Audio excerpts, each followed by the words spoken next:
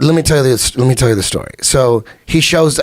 Actually, Joe texts me and goes, "Hey, dude, there's this fucking beast named Aaron Pico, new dude coming up.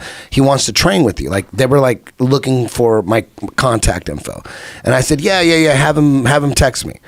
And then he texts me, and to be honest, seriously, when people come through and they tell me they're going to be a fighter and they're going to be a champion and they wrestled 12 years, seriously. But Aaron Pico? I didn't know who he was. At this point, I didn't know who he was. He just told me he was just stud wrestler. Co-signed from Rogan, though. I'm just being honest with you. How many guys have ever sent you? How many guys? Shit, I don't know. Not a ton, right? Not a ton. I don't know. Where a guy's like super legit, and I'm like, dude. Yeah, so he texts me, and to be honest, like that doesn't. I just go to my class every night, and I teach my heart out. If you want to join in on the class, come on down. If you know. I don't want to hear. Well, that attitude is why you're so fucking good. I don't want to hear that I'm going to be a champion. Yeah, I agree. That's right, best, Eddie. So I didn't get too excited. You would treat a high school kid the same way you'll treat a college wrestler. I just wasn't excited. I'm like, okay, I got a bunch of motherfuckers I'm training right now. Yeah. I got a lot of shit that I'm working on right now. There's so much shit. So he texts me. He goes, "Hey, Joe gave me your number. I want to come down." I said, "Yeah, sure, come down." And then I just kind of like flaked on some texts or something. And then he finally just showed up. And he showed up, and then I looked him up. I'm like, oh, shit, okay.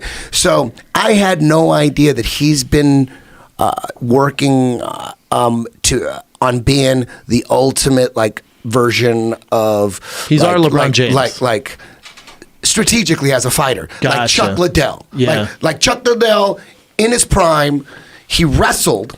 So it was very hard to take him down, and if you did, very hard to keep him down, and that's what he uses wrestling for. But Chuck Liddell was going to come out and take heads off. I had no idea that's what Aaron Pico's strategy was. So when I heard about him, I pulled him to the side and I told him, I said, "Listen, don't listen to anybody trying to tell you that you can be like the best striker in the world and you're going to knock people out." This is what I was telling him. I had no idea that he was trying to be Chuck Liddell. All I knew is that he was a stud wrestler. So I was like going, this is the best advice. If I was on my deathbed, this is what I would tell you. I would say, fucking wrestle, take dudes down, pass their guard, mount them, smash them, choke them. That should be your number one strategy. You're such an amazing wrestler. Don't let anybody. He's sitting there listening to me. Meanwhile, good for he's him. Going, what the fuck is he talking about? Because I'm going to do the opposite of what you're saying. But he didn't say anything. Talented. He didn't say anything. So I kept reminding him this every time he came down. But really, he was just wanting to learn jujitsu just in case he ever got taken down and it ended up on the ground. He had no intentions of using his wrestling to take people down and win the fight on the ground. He had no intention. But every time I remind him, I'm saying the same shit over and over. You know the guys he trains with, they say, that motherfucker, you know the guys he trains with, the best of the best. He does not lose the last text I sent him. He doesn't lose a round. The last, because then he fought in his first fight, he got caught with an uppercut, he got staggered, and then he got guillotined. Correct. He fought a bigger guy, shouldn't have fight him. You can YouTube him wrestling international guys like from Turkey, Iran, whatever, when he was 16. But like check 30-year-olds. Check this out. So let me just finish the story. So even up to that point, right after that loss, I still didn't know that was his ultimate strategy. I didn't know. So after that fight, what I said was like, you know what?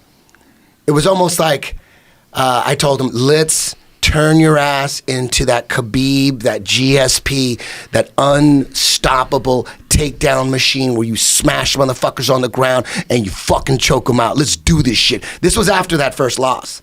Wow. And then I didn't hear from him after that. It was over. It was done. So I guess the first loss, because when he got clipped and he got hurt, then he got submitted. Have you? So for me, I was like, see, you should have just. Have you watched all his fights?